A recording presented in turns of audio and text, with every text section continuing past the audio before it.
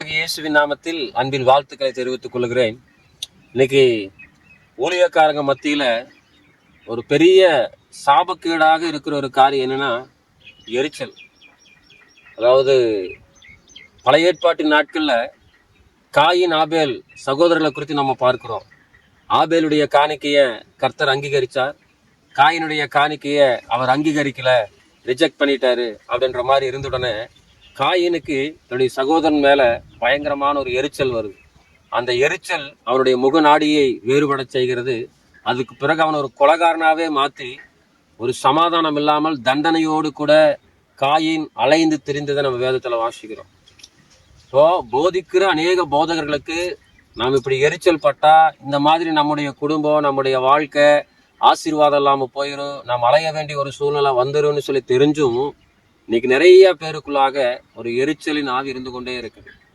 ஏன் இந்த எரிச்சல் வருகிறது அப்படின்னு சொல்லி பார்த்தோம்னா அதுக்கு ஒரு விதை இருக்குங்க. என்ன விதைன்னா பொறாமை.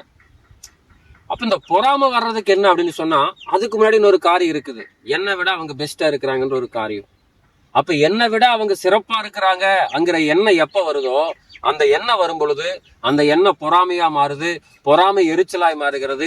அந்த எரிச்சலுடைய ரிஃப்ளெக்ஷன் என்னன்னு பார்க்கும்போது அது பயங்கரமான ஒரு அழிவை நோக்கி நம்மை கொண்டு போகிறத நம்ம பைபிள்ல பாக்குறோம். அது தாவீது நம்ம எல்லாருக்கும் தெரிந்த ஒரு நல்ல நபர், நல்ல கடவுளுக்கு பயப்படுகிற மனுஷன், கடவுளை தேடுகிற மனுஷன், நல்ல பாட்டு பாடி ஆண்டவரை ஆராதிக்கக்கூடிய நல்ல ஒரு தேவனுடைய மனுஷன். அவன் பாட்டுல நல்லா ஆடு மேய்ச்சிட்டு சந்தோஷமா சமாதானமா இருந்துட்டு இருக்கிறான். ஆண்டவர் அவனை ராஜாவா அபிஷேகம் சொல்லி சாமுவேல் தீர்க்கதரிசி கிட்ட சொன்ன உடனே சாமுவேல் தீர்க்கதரிசி வந்து அவரை ராஜாவா அபிஷேகம் பண்ணிட்டு போயாச்சு. ஆனாலும் திரும்பவும் அவன் பாட்டுல ஆடுகளை தான் மேய்ச்சிட்டு இருக்கிறான். யுத்தம் வருது, கோலியாத்து வந்து நின்றுட்டு இருக்கிறான். யாரு யுத்தத்துக்கு போக முடியல. சாப்பாடு கொடுக்க வந்தவ தாவீது திடீர்னு சொல்ற சவுல் ராஜா கிட்ட, நான் போறேன் யுத்தத்துக்கு. ஐயோ உனக்கு இதெல்லாம் பழக்கம் இல்ல, நான் ஆடு மேய்ச்சிட்டு இருக்கும் போது ஒரு சிங்கத்தையே கொன்னேன், கரடியே கொன்னேன் அப்படின்னு சொல்லும் போது அந்த சிங்கத்தை கொன்னது கரடியை கொன்னது சவுலுக்கு வந்து அவ்வளவு ஒரு பெருசா ஒரு பொறாமை மாதிரி இல்ல. பரவாயில்லையே, சின்ன வயசுலயே நல்ல சாதனையான காரியத்தை செஞ்சிருக்கிறானே அப்படின்ற ஒரு சந்தோஷம் தான் இருந்தது. போரா ஆண்டவருடைய நாமத்தினால ஒரே கூழாங்கல்ல கோலியாத்தை கொன்னுட்டான். இந்த செய்தி எல்லா பக்கமும் பரவுது. சவுலுக்கு தாவீது மேல ரொம்ப பிரியம் வந்துருச்சுப்போம். இன்னைக்கு சிங்கத்தை கொன்னவன், கரடியை கொன்னவன், இன்னைக்கு நம்முடைய நாட்டினுடைய பயங்கரமான எதிரியவே கொன்னுட்டானே, இவன் நம்ம கூட இருந்தா இன்னும் நம்முடைய ஆட்சி பயங்கர ஸ்ட்ராங்கா இருக்கு, வேற யாரும் நம்மளை எதிர்த்து நிக்க முடியாது, எல்லா இடத்துலயும் நமக்கு வெற்றி தான் கிடைக்குன்னு சொல்லி நல்ல ஒரு எண்ணத்தோட நீ என் கூடவே இருந்துக்கோ, உங்க அப்பா கிட்ட நான் பேசிக்கிறேன்னு சொல்லி தன்னோடு கூட வைத்து கொண்டான் அப்படின்னு சொல்லி வசனம் சொல்லுது. தாவீது தான் கூடவே வச்சுட்டான். அப்ப அந்த ஆரம்ப கால வளர்ச்சி அவ்வளவு ஒன்னும் பெருசா சவுலுக்குள்ள பொறாமையை கொண்டு வரல, எரிச்சலை கொண்டு வரல. சரி பரவாயில்ல, நல்ல பையன் தானே, நல்லா ஜெயிக்கக்கூடியவன் தானே அப்படின்னு சொல்லி சந்தோஷப்பட்டான்.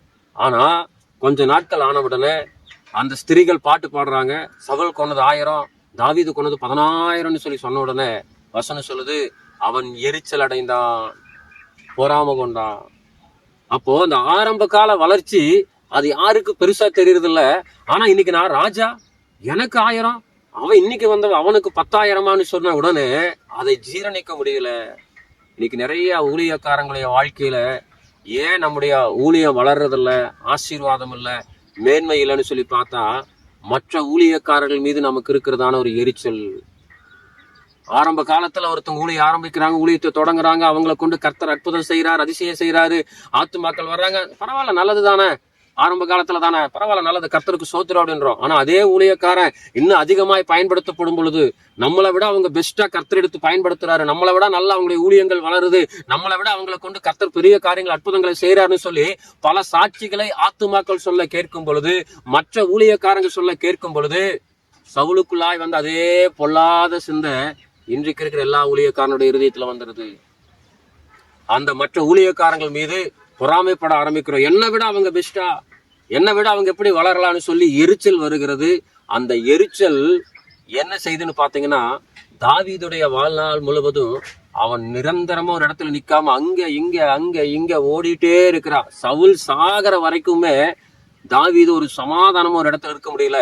ஆனா தாவீதுடைய நம்பிக்கை கர்த்தர் மேல இருந்தது.